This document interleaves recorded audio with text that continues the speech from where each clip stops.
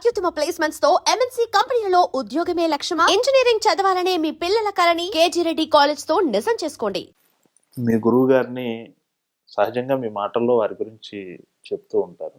అంటే నేను అబ్జర్వ్ చేసింది, అంటే నేను వారిని ప్రత్యక్షంగా చూడలేదు కానీ, వారితో గురువు గారి కంటే కూడా మీ స్నేహం చాలా ఎక్కువ ఉందనుకుంటాను ఆదుర్తి సుబ్బారావు గారితో. ఆల్మోస్ట్ మోగ మనసుల సినిమాకి మీరు సెకండ్ యూనిట్ డైరెక్టర్ కూడా కదా. మీకు వారికి ఉన్న స్నేహం గురించి.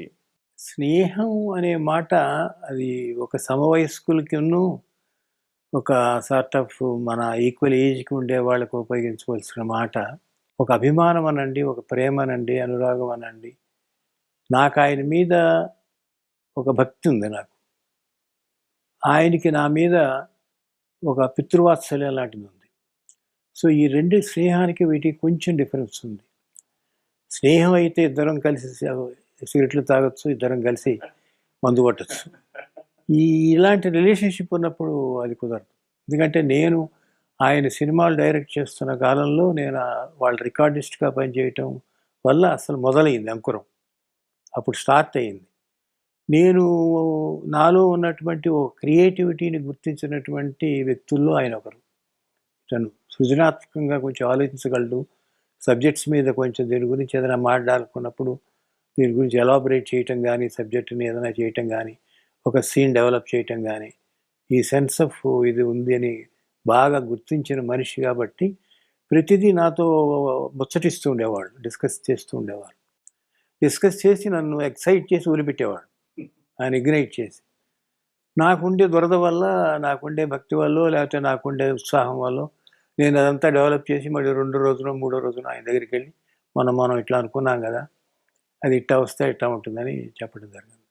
ఇట్లా అది ఈనాటి ఈ బంధం ఏనాటిదో ఏనాడు కనవేసి ముడివేసిన అన్నట్టుగా అయిపోయింది. అయిపోయిన తర్వాత అట్లా కంటిన్యూ. సందర్భం వచ్చింది కాబట్టి అడుగుతున్నానండి. నటనకి ఎందుకు మీరు చాలా ఆలస్యంగా వచ్చారు? అందగాడై ఉండి, మీరు చక్కని డిక్షన్ ఉండి, మీరు తలుచుకుంటే హీరోగా ఎప్పుడో చేసి ఉండొచ్చు కదా. అసలు ఐడియా నాకు లేదు. అట్లా మనకు ఉండాలి కదా ముందర, కొంచెం లోపల ఎక్కడైనా ఒక దురద ఉండాలి. ఎస్, దురద అనే మాట తప్పు ఇక్కడ ఉపయోగించకూడదు కదా. బట్ ఒక సార్ట్ ఆఫ్ ఇచ్చింగ్ ఉండాలి. ఇచ్చింగ్ ఉంటే మనం ఎక్కడొక్కడ కనిపించటము, ఏ ఇన్స్పెక్టర్ వేషం వేసేయటం తప్పుకున్న, లేకపోతే ఇంకోటి ఏదో ఒకటి చేస్తూనే ఉంటాడు డైరెక్టర్ అనేవాడు.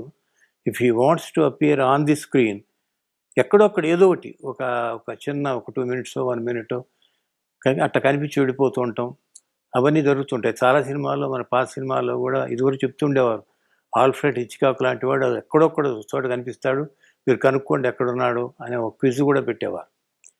అట్లాగే సుభాష్ గాయకుడు, వీళ్ళందరికీ కొంచెం సరదా ఉంది. వాళ్ళు దే ఆర్ బేసికల్లీ నేను acting also, because they came from acting school and all that. అలా నేను రాకపోయినా కూడాను నాకు అలాంటిది అనిపించేది కాదు. నాకు